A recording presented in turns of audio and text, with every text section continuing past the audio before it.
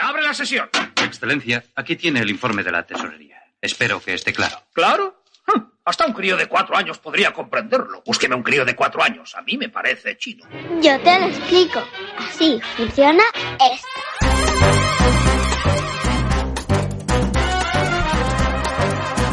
Sostenibilidad.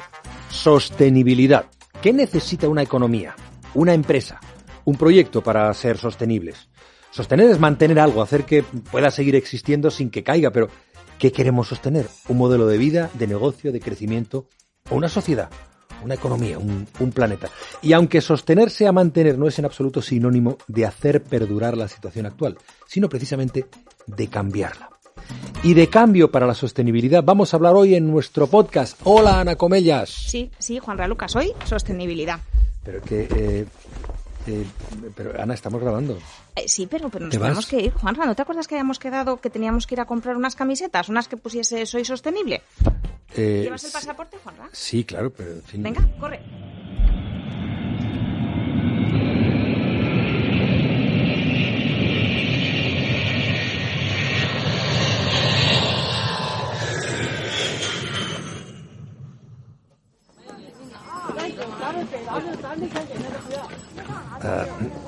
Ana, estamos en China.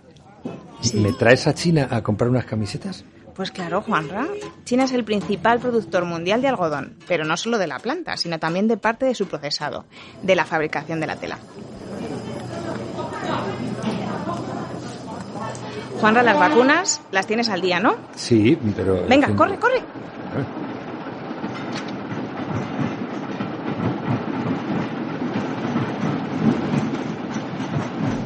Bangladesh, ahora estamos en Bangladesh. Claro, aquí, en este taller es donde se confeccionan gran parte de las prendas que utilizamos. Exactamente, Juanra. En realidad es el segundo productor mundial de etiquetas Made in. El primero es China, con una producción 5 veces superior a la de todo Bangladesh. ¿Y aquí ya termina la compra de la camiseta? No, porque te tengo que llevar a casa. Ahora ya que tenemos las camisetas, nos las tenemos que llevar. Tú en los barcos no te mareas, ¿no, Juanra? No. Ana, mira que yo contigo al fin del mundo, ya lo sabes, pero ¿no hay otra forma de comprar una camiseta? Bueno, si lo piensas bien, hemos tardado lo mismo que en entrar en una tienda, elegir la prenda y pagarla. Pero no siempre somos conscientes de ese viaje que hacen los objetos que nosotros utilizamos hoy en nuestra vida cotidiana. Y ahora ya podemos hablar de sostenibilidad, aunque nos queda un último viaje para hacerlo. ¿De qué es el billete esta vez? ¿De metro? Ah, bien. Nos vamos a Impact Hub. Antonio González, CEO de Impact Hub Madrid. ¿Qué hay? ¿Qué tal? Hola, ¿qué tal? ¿Cómo estáis? Bueno, gracias por recibirnos. Vamos a aprender un poquito de cómo funciona este tipo de lugares. Te iba a decir lugares, estaba pensando, ¿cómo lo defino? ¿Cómo lo definimos? Pues fíjate, en el mercado se suele hablar de espacios de coworking. Nosotros hablamos más de espacios orientados a impulsar una comunidad de impacto, ¿no? Porque creemos que el concepto de comunidad tiene que ir muy vinculado con el concepto de espacio de trabajo, ¿no? Realmente no se trata tanto de tener unas oficinas funcionales como de generar un ecosistema de personas, de proyectos, de iniciativas que realmente compartan una visión de intentar transformar la economía, ¿no? Entonces, por eso hablamos más de comunidades de impacto. Con la sostenibilidad como corriente que lo atraviesa todo. Efectivamente, para nosotros el concepto de impacto y sostenibilidad juegan, digamos, en la misma dirección. Yo creo que el concepto de impacto y sostenibilidad tienen los dos, miran a los tres ejes, ¿no? A intentar transformar una economía que de alguna manera no solamente mire el beneficio económico, sino que tenga en cuenta sus impactos sociales y sus impactos medioambientales, sobre todo para conseguir que la sociedad sea sostenible, no ya solo que el negocio, sino que realmente la proyección hacia el futuro sea sostenible. Porque, Antonio, claro, se nos llena un poco a todos la boca, ¿no? Y es muy fácil hablar de vamos a crear un futuro mejor para todos, vamos a ser sostenibles, vamos a, bueno, pues atendiendo un poco a los objetivos de la Agenda 2030, que no habla solamente de sostenibilidad a nivel medioambiental, sino a sostenibilidad de la sociedad, a conseguir que la desigualdad se vea reducida, a conseguir que haya un beneficio sobre la sociedad, como comentabas antes. ¿Cómo se pasan de esas palabras tan maravillosas, porque es que lo son, a proyectos concretos? ¿Cómo pasamos eso de las ideas que hablábamos a propuestas concretas que además sean sostenibles en sí mismas, que sean viables económicamente? Total. Pues yo creo que se pasa teniendo claro que el modelo económico que hemos ido desarrollando en las últimas décadas es un modelo económico que es insostenible. Pero es insostenible no solamente por el impacto en el medio ambiente, sino también por el impacto en la desigualdad y por el impacto en aspectos sociales, ¿no? Entonces yo creo que hay muchas mentes muy preclaras y muchos autores que en los últimos años han escrito sobre el proceso en el que estamos.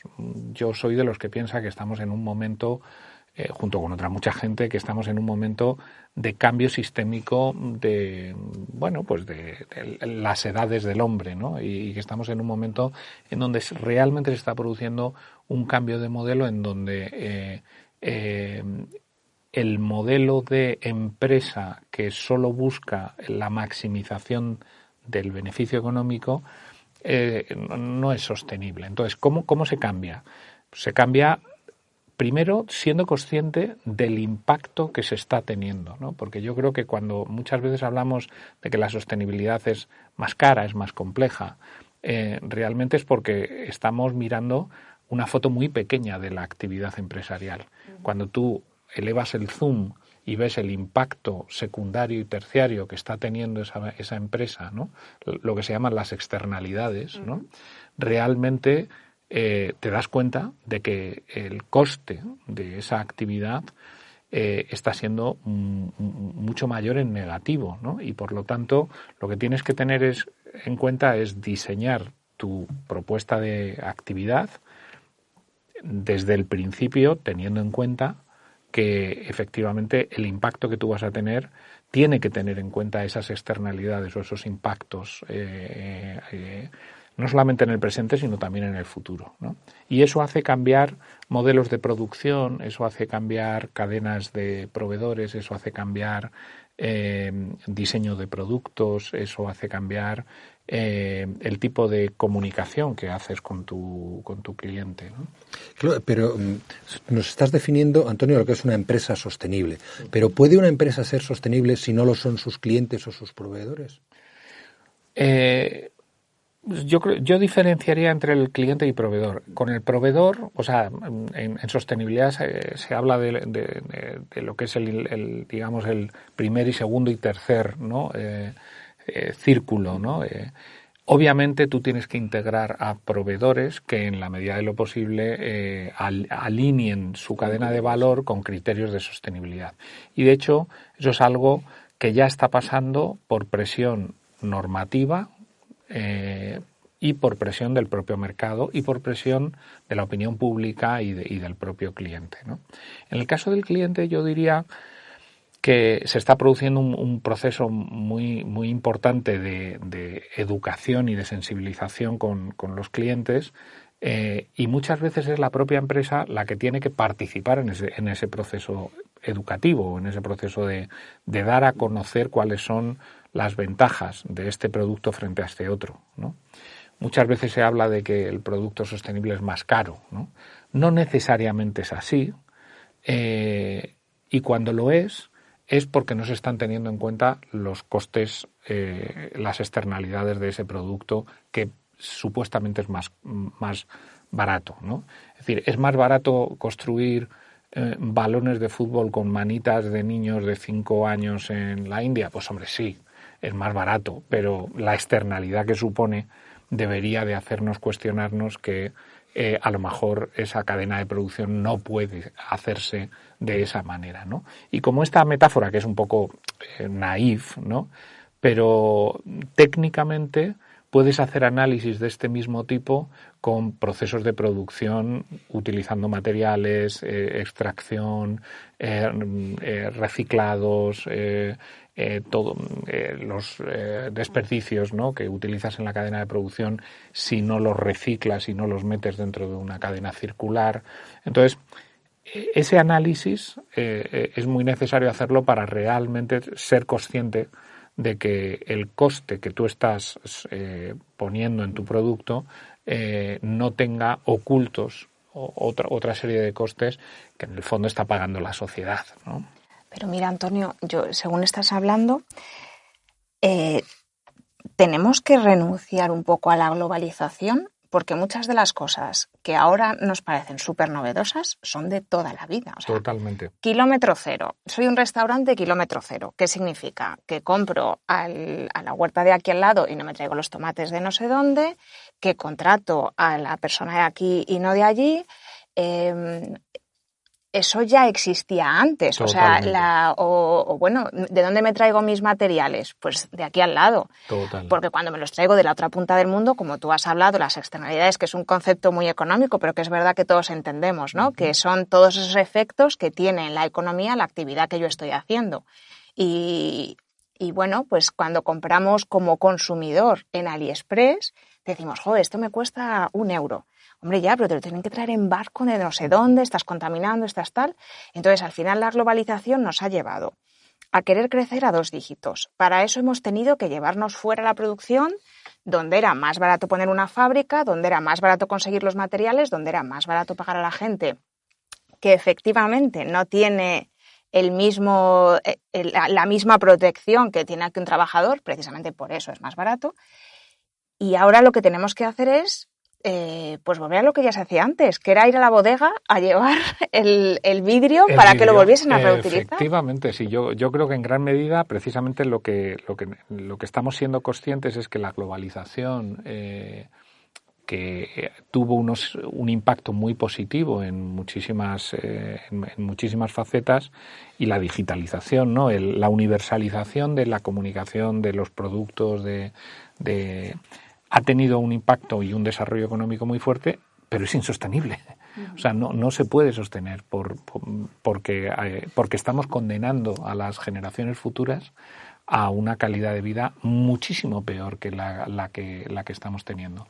Entonces, eso al final hace que globalmente como sociedad nos tengamos que plantear ese modelo tiene que cambiar.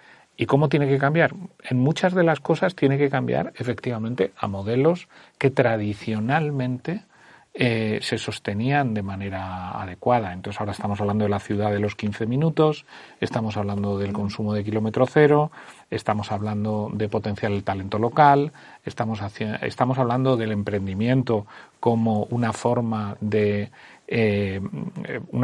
vida frente a la gran resignation, la gran renuncia americana y europea.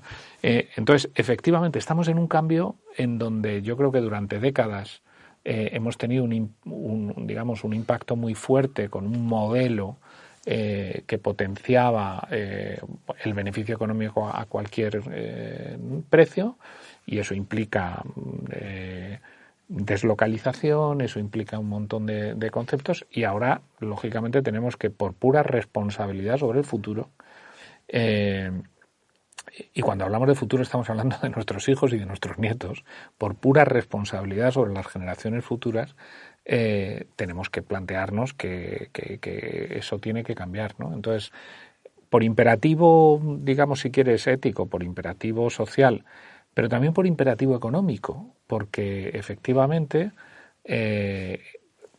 tanto el mercado como la propia legislación y la normativa ha hecho que, y esto yo creo que es algo que tenemos que ser conscientes, en los últimos 10 años, no más, en los últimos 5 o 10 años, el discurso de la sostenibilidad se ha colocado en el centro de las mesas de todas las grandes corporaciones del mundo, ¿no? Y en todos los debates de gran política. Esto hace 20 años era una utopía. a los defensores de estos modelos, ¿no? Se les marginaba desde un punto de vista eran antisistema, ¿no?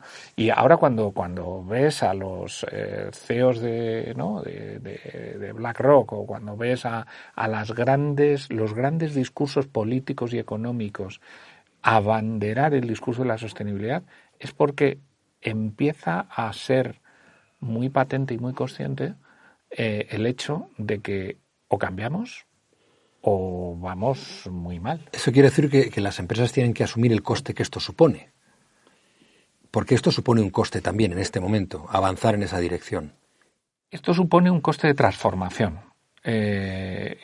Y ese coste de transformación, efectivamente, como en cualquier momento del mercado, cuando el mercado cambia, tú tienes que transformar tu organización y tienes que cambiar tu modelo y tienes que adaptar tu oferta al mercado. Entonces, como no es diferente a si hubiera cambiado las tendencias de consumo de un tipo o de otro, es decir, las empresas tienen que invertir en transformarse sin ninguna duda para mantener una postura competitiva en el mercado y para generar, digamos, un modelo de producción que sea sostenible en el futuro, ¿no?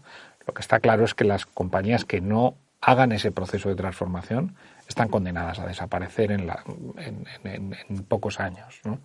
Entonces, hay que transformar la organización, sí, hay que invertir en transformar la organización. Sí, como siempre a lo largo de la historia en una organización, cuando se producen cambios en el mercado, tienes que invertir para transformar. Y en este caso, la guía debe de ser efectivamente el concepto de generar, digamos, una empresa más sostenible. Estás hablando de la inversión que tienen que hacer las empresas para ser sostenibles. ¿Es más sencillo para una empresa nacer ya con esos valores de sostenibilidad o tener que transformarse ahora para adaptarse a esos valores? O sea, es obvio que es mucho más sencillo nacer desde esta mirada, ¿no? Porque efectivamente no tienes costes de transformación que lógicamente pueden ser complejos, ¿no? Y pueden ser costosos. No es lo mismo virar un buque de gran tonelaje, ¿no? Virarlo 180 grados, eso va a costar mucho, ¿no? Mientras que cuando tú naces nativo, ¿no? Igual cuando hablábamos de nativo digital, ¿no? Pues lógicamente si naces nativo digital estás en ese entorno. Cuando tienes que digitalizar una gran organización, el proceso es más costoso, es más también tienen más recursos, ¿no? Y también se juegan más y también el mercado es más grande, ¿no? Obviamente es más sencillo para una empresa ser sostenible si desde el momento del nacimiento el propósito de la empresa nace desde ahí y desde el diseño de tus procesos de producción tienes en cuenta cuáles son los criterios para reducir el impacto, para tenerlo en cuenta. ¿Y qué es más costoso ahí? ¿Cambiar la mentalidad de los que están arriba? ¿Cambiar la mentalidad de los que están abajo? ¿O el propio coste de la transformación? Sin ninguna duda, para mí, lo más difícil y lo más costoso es alinear a las personas. Porque lo otro es capital, ¿no? Lo otro es inversión, lo otro es lo busco, lo implemento y si tiene sentido empresarial, pues lógicamente vas a encontrar el capital para poderlo invertir. Donde realmente resulta donde tenemos la dificultad es en que las personas realmente y has hecho una diferenciación que es muy interesante, no solamente los tomadores de decisiones, no solamente el equipo directivo de arriba, que sin duda es hiper necesario que estén convencidos de ese cambio de modelo. Pero luego también, digamos, está todo el staff, ¿no? Y conozco algún caso de CEOs muy convencidos en donde de repente, si no haces todo un proceso de cambio cultural en la organización, la propia organización, el propio staff puede reducir la velocidad de cambio, ¿no? Entonces yo creo que Para mí, desde luego, si hay que invertir en algún capítulo es en generación de cultura y en innovación desde un punto de vista de cambios de perspectiva, de inversión en el talento y en convicción de los órganos de gestión y de decisión. Estamos mirando desde la perspectiva de la empresa. Obviamente la empresa mira a un futuro en el que el cliente ya está demandando otras formas de relación, otros productos, pero todavía queda, creo yo, trabajo en ese sentido, en concienciar a muchas personas que pueden o no ser clientes, probablemente no lo sean todavía, de esa necesidad de la sostenibilidad. Ese trabajo está ahí, hay que hacerlo. Ese trabajo hay que hacerlo, sin duda. De hecho, nosotros estamos haciendo un estudio muy interesante que publicaremos en breve con un estudio, con un instituto que se llama IMOP Insights, y hemos clusterizado a la población en una serie de grupos en donde vemos claramente dónde están, digamos, los avanzados, ¿no? Dónde están los resistentes, donde hay un colectivo de resistentes de negacionistas o de resistentes muy importantes, y donde hay dos grupos muy interesantes que además son mayoritarios, que tienden, digamos, a estar de acuerdo con que hay que ser más sostenibles, pero que de alguna manera echan la responsabilidad sobre el gobierno o sobre las grandes empresas, ¿no? Entonces, efectivamente, yo creo que ahí nos queda todavía un proceso largo para generar cambios de comportamiento reales en la ciudadanía y en el mundo de la empresa, y ahí las empresas tienen un papel también importante que hacer para ir generando ese proceso educativo, ¿no? La buena noticia es que, como decíamos antes, en los últimos 5 o 10 años es difícil ver campañas de comunicación de grandes empresas que no pongan en el centro este argumento, ¿no? Y por lo tanto yo creo que es un tema que va a ir evolucionando por sí mismo. Que no tenemos mucho tiempo, eso también es verdad, es decir, y que la velocidad del cambio debería de acelerarse, pues eso lo dicen todos los grandes científicos y todos los grandes estudiosos del tema, ¿no? Que deberíamos de tener un ritmo de cambio mayor del que se está teniendo. ¿Cómo puedo yo, siendo familia dentro de los agentes económicos, ¿no? Tenemos el gobierno, las empresas y las familias. ¿Cómo puedo yo saber si una empresa es sostenible o no? ¿Qué tipo de...? Porque claro, está claro, todos ponemos en el centro la sostenibilidad, pero también todos ponemos en el centro la educación y muchas veces luego la gente no está tan preocupada por la educación como por su trabajo o por otras cosas, ¿no? ¿Cómo podemos saber que una empresa es de verdad sostenible? No solo, el famoso greenwashing, ¿no? ¿Cómo podemos evitar eso como clientes, como consumidores? Yo creo que es un tema de información, ¿no? Es verdad que es complejo y que a veces yo hablando con muchas familias, amigos, ¿no? Dicen, ya, pero es que yo no tengo tiempo para estar ¿no? haciendo un screening de los productos, a pesar de que hay aplicaciones, hay distintos tipos de mecanismos, ¿no? Pero es verdad que le echamos al consumidor muchas veces la responsabilidad de tener que estar haciendo un screening de producto, un screening de empresas y tal.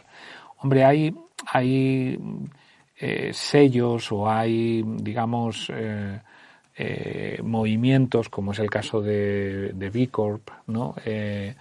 Que realmente generan, digamos, una cultura, ya no solamente una certificación, ¿no?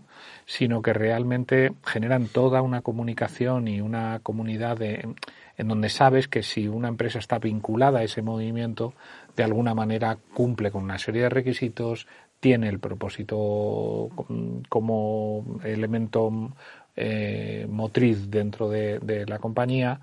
Entonces, por un lado está el buscar este tipo de compañías, como es en el caso de B Corp, que cumplen una serie de requisitos, y si no, haciendo, digamos, un proceso de información por tu parte, ¿no? Estaba buscando ahora, al final lo he recordado, lo que dice José Antonio Marina sobre la época en la que estamos, que tiene que ver con lo que decías hace un momento. Dice que es la era del aprendizaje, que cada 2 años, esta época de la humanidad, cada 2 años tienes que renovarte. Tecnológicamente se renueva las posibilidades, pero es que tú también te tienes que renovar porque si no te vas a perder.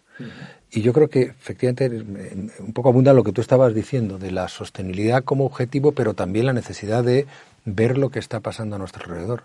Que las empresas, está bien que empiezan a tenerlo claro, que en instituciones como esta en la que estamos están trabajando en esa dirección, pero que yo no sé si, las grandes corporaciones desde luego sí, si los clientes potenciales, es decir, la gente en general, y las empresas del tipo de las que aquí en España mueven la economía, que son las pequeñas y medianas empresas, tienen primero conciencia y segundo posibilidades. O sea, yo creo que conciencia va creciendo y de hecho yo creo que a nivel de ciudadanía cada vez hay más grupos de consumo, cada vez hay más dinamismo, yo creo que ahí hay una presión que va increciendo de manera fuerte.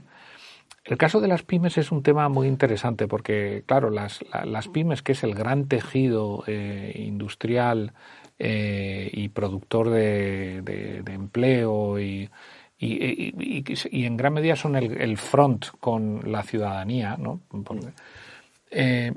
Claro, no tienen la misma capacidad de las grandes empresas para invertir en el cambio con la misma rotundidad, ¿no? La normativa también está impulsando el cambio de empresas de más de 250 trabajadores, ¿no? Y ya hay una ley de información no financiera que obliga a las empresas y entonces eso de alguna manera ha sido un push, ¿no? Para que la gran empresa se mueva en aquella dirección. Pero cuando hablamos ya de las pymes, de las micropymes y de las pequeñas empresas, ahí hay un gap en donde, sin ninguna duda, vamos a tener que ayudar a esas empresas a transformar sus modelos y a tomar conciencia, ¿no? Y ahí hace falta un impulso muy claro e instrumentos que probablemente no sean los mismos que los de las grandes empresas, ¿no? Un tema en el que nosotros estamos trabajando, que es el tema de las métricas, ¿no? Y de cómo ayudar, ¿no? La gran empresa lo tiene solucionado porque ha aparecido un gran mercado, ¿no? de certificación, sellos, auditorías, etcétera, y eso va tomando, impulsado por la normativa legal y también por la convicción de muchos consejos de administración. Ahí hay todo un movimiento que poco a poco está rodando, ¿no? Pero, claro, una pyme no puede permitirse eso. Nosotros hemos desarrollado una herramienta muy sencilla, muy simple, que pretende ayudar a esas pequeñas empresas a hacer un diagnóstico rápido y a tomar conciencia desde mi zapatería o desde mi pequeña empresa de 20 trabajadores en el polígono ¿qué tiene que ver la sostenibilidad con mi modelo de negocio, ¿no? Y cómo me está impactando y dónde yo puedo hacer.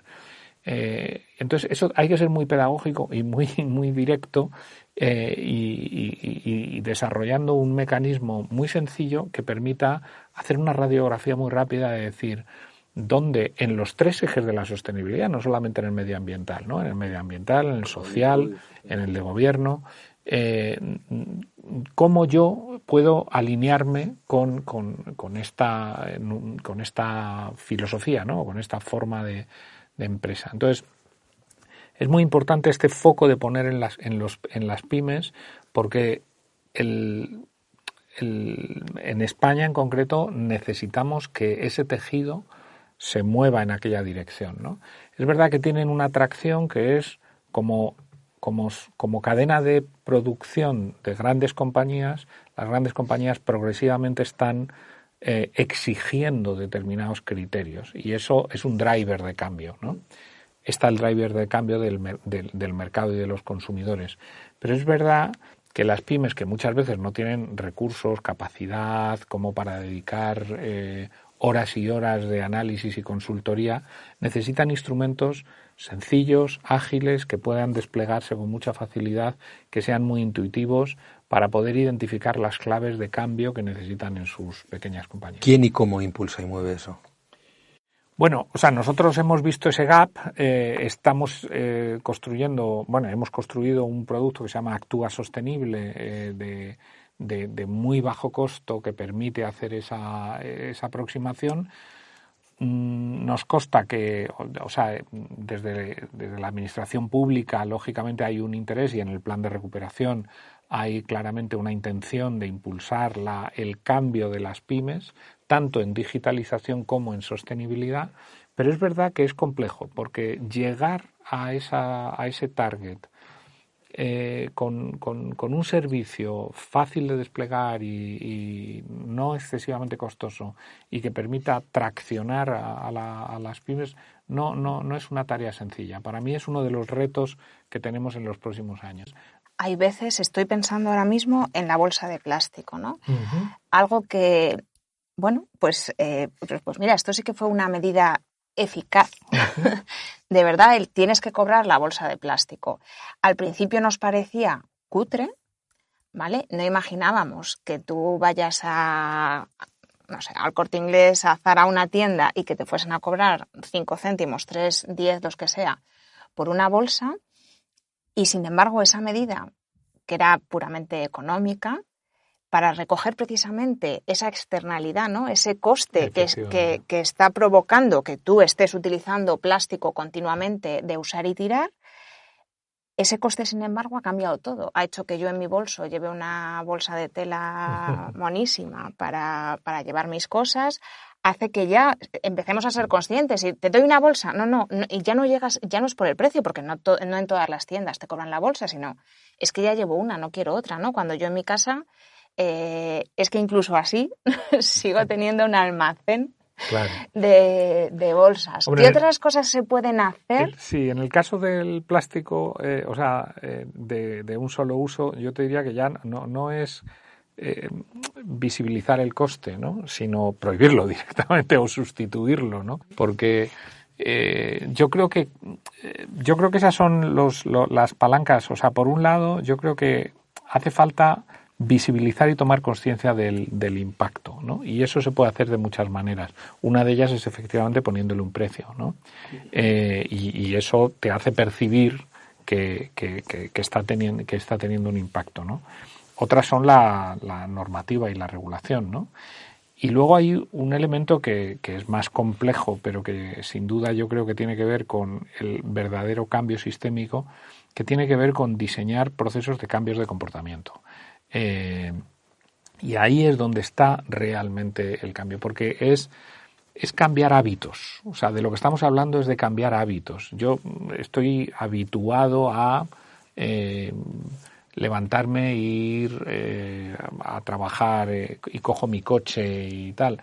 Cambiar ese hábito por utilizar el transporte público, ir andando o coger la bicicleta eléctrica o tal.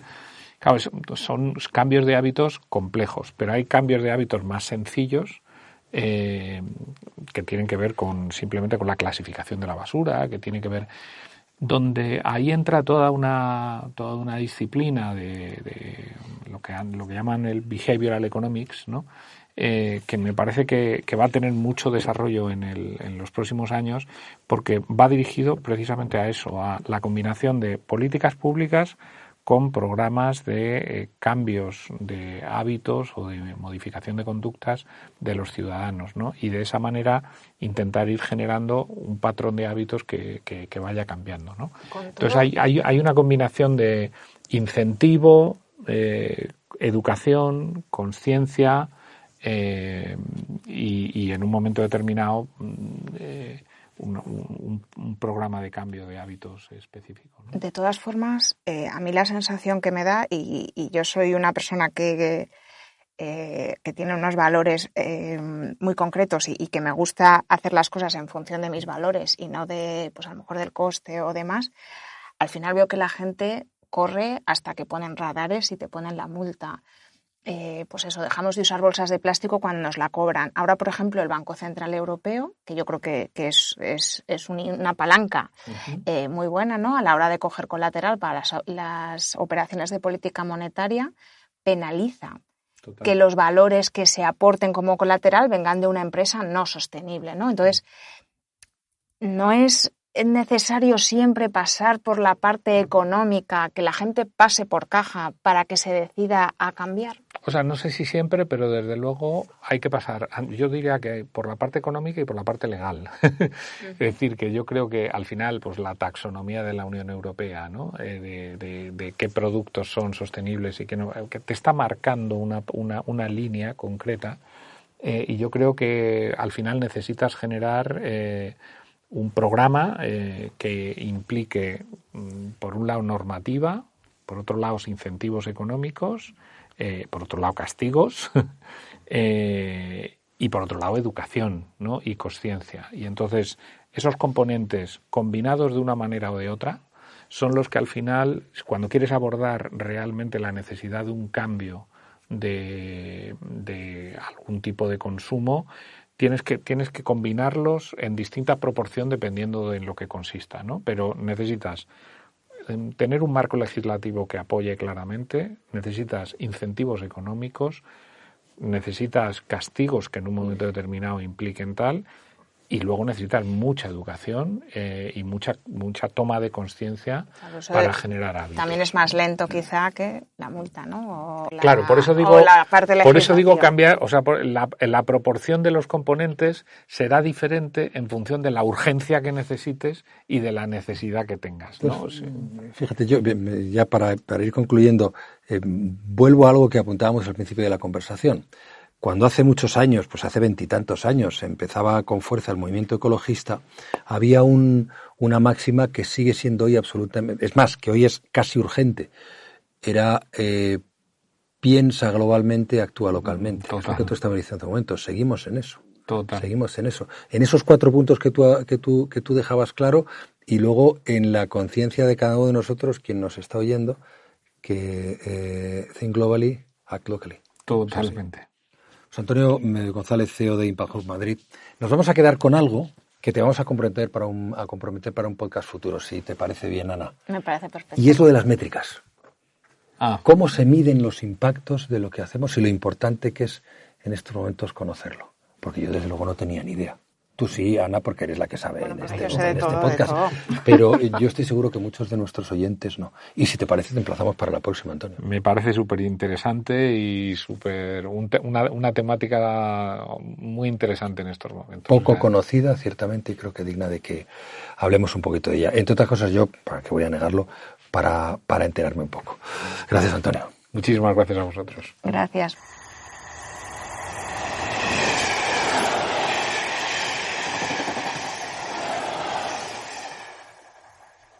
La Asamblea General de la ONU adoptó en septiembre de 2015 la Agenda 2030 para el Desarrollo Sostenible, un plan de acción a favor de las personas, el planeta y la prosperidad, que también tiene la intención de fortalecer la paz universal y el acceso a la justicia. Los Estados miembros de las Naciones Unidas aprobaron una resolución en la que reconocen que el mayor desafío del mundo actual es la erradicación de la pobreza y afirman que sin lograrlo no puede haber desarrollo sostenible. La agenda plantea 17 objetivos con 169 metas de carácter integrado e indivisible que abarcan las esferas económica, social y ambiental.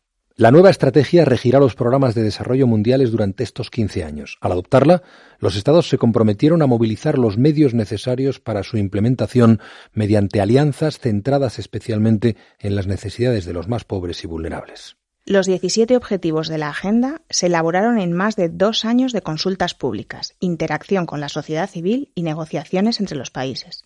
La Agenda implica un compromiso común y universal. No obstante, puesto que cada país enfrenta retos específicos en su búsqueda del desarrollo sostenible, los Estados tienen soberanía plena sobre su riqueza, recursos y actividad económica, y cada uno fijará sus propias metas nacionales apegándose a los Objetivos de Desarrollo Sostenible, ODS. Además de poner fin a la pobreza en el mundo, los ODS incluyen, entre otros puntos, erradicar el hambre y lograr la seguridad alimentaria, garantizar una vida sana y una educación de calidad, lograr la igualdad de género, asegurar el acceso al agua y la energía, promover el crecimiento económico sostenido, adoptar medidas urgentes contra el cambio climático, promover la paz y facilitar el acceso a la justicia. Solo así puede funcionar esto. Pero de momento, así funciona esto. ¿Un podcast? De Forbes.